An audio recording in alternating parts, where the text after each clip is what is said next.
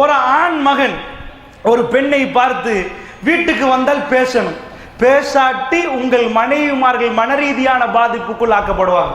ஒரு மனிதனுக்கு ஒரு நாளைக்கு சராசரியாக 12,000 முதல் 60,000 சிந்தனைகள் வெளியாகும். சிந்தனைன்னா என்ன? ஏதோ சாப்பாடு வாங்கணும், தண்ணி வாங்கணும், பிள்ளைகளுக்கு ஸ்கூல் பேக்கில் புக்ஸ் எல்லாம் போட்டு வைக்கணும், இப்படி சும்மா நினைச்சிட்டே இருப்பாங்க. இப்படி 60,000 தாட்ஸ், 60,000 சிந்தனைகள் வெளியாகும். 12,000 முதல் 60,000 சிந்தனைகள் வெளியாகும். 60,000 60,000 தாட்ஸை தாண்டி சிந்தனைகள் வெளியானால் ஒரு பெண் உங்க முன்னாடி அவ பெண்ணாக இருக்க மாட்டார், ராட்சசி மாதிரி இருப்பா. ஏனென்று சொன்னால் ஒரு பெண்ணுடைய 60,000 சிந்தனை லெவல் வர்ற நேரம் அவ பேசி ஆகணும். ஒரு நாளைக்கு 25,000 வார்த்தைகள் கொப்பளிக்கணும், அல்லது சந்தோஷமான வார்த்தைகள் கொப்பளிக்கணும். இங்க உள்ளுக்குள்ள அந்த ப்ரொடக்ஷன் நடக்கிற நேரம் வாயால வெளியே போகணும். நல்ல தண்ணி குடிக்கிறாரு, சிறுநீர் கழிக்கலன்னு வைங்க, எவ்வளவு பிரச்சனையா இருக்கும், கடுமையான கஷ்டமா இருக்கும். ஆணுக்காக இருக்கலாம், பெண்ணுக்காக இருக்கலாம். இந்த சிந்தனை அதிகமா வந்துட்டு இருக்கும். சிந்திக்காத யாரும் இருக்க மாட்டீங்க. அப்படி மையத்து மட்டும்தான் சிந்திக்காது. எல்லாரும் சிந்திப்போம், ஏதோ ஒன்று சிந்திப்போம். தூங்குறோம் என்று வைக்கல, கண்ணை காதை பொத்திட்டு சிந்திக்கிறோம். விழிச்சிருக்கிறோம், கண்களை திறந்து காதை திறந்து வாயை திறந்து கொண்டு சிந்திக்கிறோம், சிந்திச்சு கொண்டே இருப்போம். இந்த சிந்தனை சிந்திச்சுட்டு இருக்கிற நேரம் வெளியாக்கணும். வெளியாக்காட்டி பைத்தியத்தின் முதல் படித்தரத்துக்கு மனிதன் வந்துடுவான். அவன் அக்ரெசிவ், கோபம். அவன் வாய்க்குள்ள ஒன்று அடைச்சிருக்கிறான், சொன்ன உடனே சரியாயிரும். அந்த சொல்ற லெவல் தாண்டினாதான் கோபமாக வெளியாகும். அல்லாஹ்வுடைய நல்லடியார்களே, ஒரு நாளைக்கு இந்த 60,000 சிந்தனை இப்படி உதிக்கும். இன்றைக்கு கணவன் பேசல, மனைவி எதிர்பார்த்துட்டே இருக்கிறார்.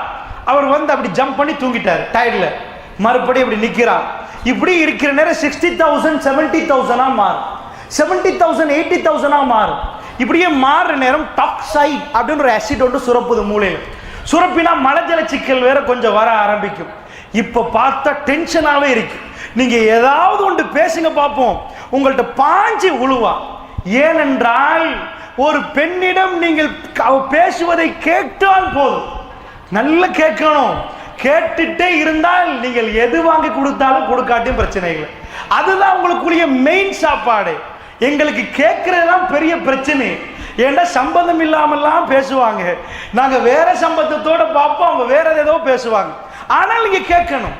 எப்ப கேட்கலாம் என்று சொன்னால், அல்லாஹ்வுடைய பெண்களும் கீழே இருக்கிறதுனால சொல்றேன்.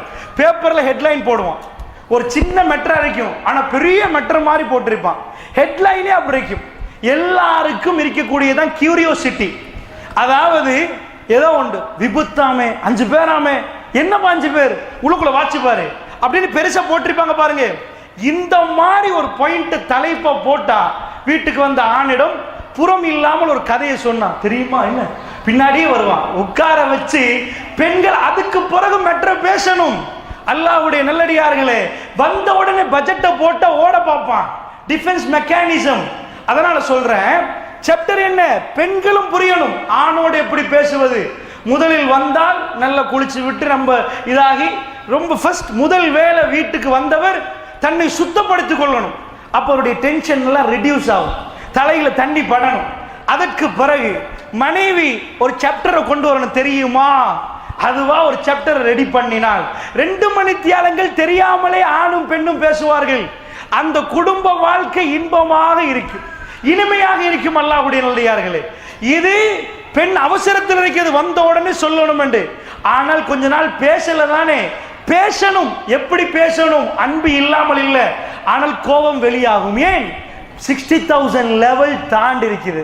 அல்லாஹ்வுடைய நல்லடியார்களே, சில பேரை பார்த்திருக்கிறேன், எப்ப பார்த்தாலும் என் பொண்டாட்டி என்ன பாஞ்சியே உழுவுறாவே. திருமணத்துக்கு முன்னாடி நான் லவ் பண்ணிருக்கிறேன், அப்ப பாயவே மாட்டான், அடங்கிட்டே இருப்பான். அல்லாஹ்வுடைய நல்லடியார்களே, அப்பெல்லாம் தஹஜ்ஜத்துக்கு எழுப்பாட்டுவாங்க, கல்ல காதல் நேரம். இவன் எழும்பிடுவான், 2 மணிக்கே எழும்பிடுவான். இந்த 2:30 கால் பண்ணன்னு சொல்லிக்கிறாங்களே, தூக்கமே போவாது. திருமணம் முடிச்ச பிறகு சுபோக்கு பக்கத்துல தட்டினாலும் தட்டினீங்களான்னு கேட்பான். தட்டினதே தெரியாது, நீங்க பக்கத்திலே இருந்தீங்கன்னு கேட்பான். ஏன்? என்ன நடக்குது? வேற ஒன்னில ஹோமோன் தான். அப்ப ஹோமோன் சுரப்புது, பாடி எழும்புது. இதே உடம்பு தான் ஹோமோன் சுரக்கல்ல. அல்லாஹ்வுடைய நல்லடியார்களே, சின்ன மேட்டர் அங்கதான் இருக்குது. ஒவ்வொரு நாளும் எங்கள் லைஃப் புதுப்பிக்கணும்.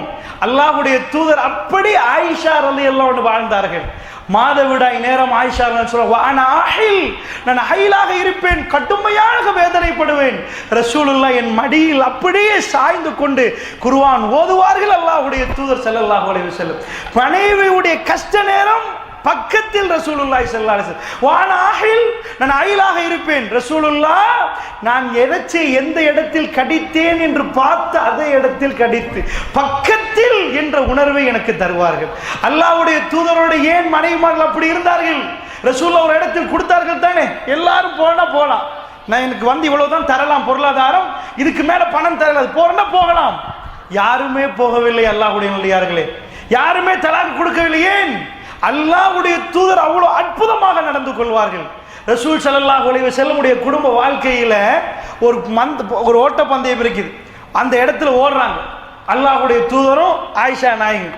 இன்றைக்குள்ள இமாமும் போறாரு, இமாமும் அவங்க பொண்டாட்டியும் போற நேரம் ஒரு இடத்துல ஓட விட்டுன்னு வைங்க, அடுத்த தடவை இமாம் நீங்க வீட்டுக்கே போயிருங்க, நீங்க பொண்டாட்டியோட ரேஸ் ஓடுறீங்களா நீங்க அப்படின்றவாங்க. அல்லாஹ்வுடைய தூதர் என்ன பண்றாங்க? ஆயிஷா ஓடுவோமான்னு கேட்கிறாங்க. ஓடினால் ஆயிஷா ரலியல்லாஹு அன்ஹா அவர்கள் வெற்றி பெற்றுட்டாங்க. அவங்க சின்ன வயசு தான். ரசூலுல்லாஹ் மௌத்தாகிற நேரத்திலே ஆயிஷா ரலியல்லாஹு அன்ஹா வயசு 18, அவ்வளவு சின்ன வயசு. அதுக்கு பிறகு பல காலங்கள் கடந்து அதே வழியில் போற ரசூலுல்லாஹ் கேட்கிறாங்க, ஆயிஷா ஓடுவோமா? ஓடுவோம். இந்த தடவை ஓடினால் ரசூலுல்லாஹ் வெற்றிட்டாங்க. அப்ப நடந்ததை ஞாபகம் வைத்து ஆயிஷா அதுக்கு இது ஈக்குவல், அதுக்கு இது முடிந்தது.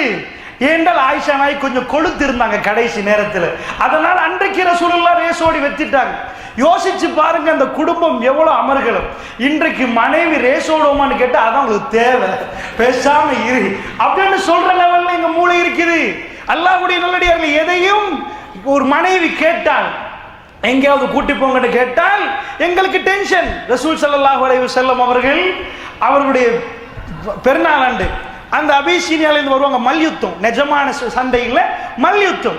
இந்த மல்யுத்தத்தை பார்க்கிறார்கள், பார்க்க வேண்டும் என்று கேட்கிறாங்க ஆயிஷா ரலியல்லாஹு அன்ஹா அவர்கள். ஸஹீஹுல் புகாரில் வருகிறது. அல்லாஹ்வுடைய தூதர் கூட்டி போய் அப்படியே ஆயிஷா ரலியல்லாஹு அன்ஹா அவர்களை அப்படியே தன்னுடைய ஆடையால் இப்படியே போட்டு தோளில் ஆயிஷா ரலியல்லாஹு அன்ஹா சாஞ்சிருக்கிறாங்க. ஆயிஷா ரலியல்லாஹு அன்ஹா பார்க்கிறார்கள். பார்த்து முடிந்ததுக்கு பிறகு அவங்களே சொல்றாங்க, அல்லாஹ்வுடைய தூதர் பேசாம இருந்தாங்க, நானே போதும் என்று சொன்னேன், போதுமா என்று கேட்டார்கள். சரி வாங்க, இப்ப எல்லாம் போதுமான்னு கேட்கதே இல்லை, முடிக்கிறீங்களா, போகணும் அப்படின்னு கேட்கிறேன். உண்மையாக என்ன பிரச்சனை அங்க? ஆனால் காதலிக்கிற நேரம் இன்னும் கொஞ்சம் எடுத்தா நல்லமே, இன்னும் பரவாயில்ல ரெண்டு எடுங்க. ஏது காதலிக்கிற நேரம் எவ்வளவு நின்றாலும் கால் வலிக்கல. ஆனால் அதுக்கு பிறகு காதலிக்கிற நேரம் போன்ல போட்டு வச்சிருப்பான், மை பியூட்டி குவீன், பெரிய எல்லாம் போட்டு வச்சிருப்பான்.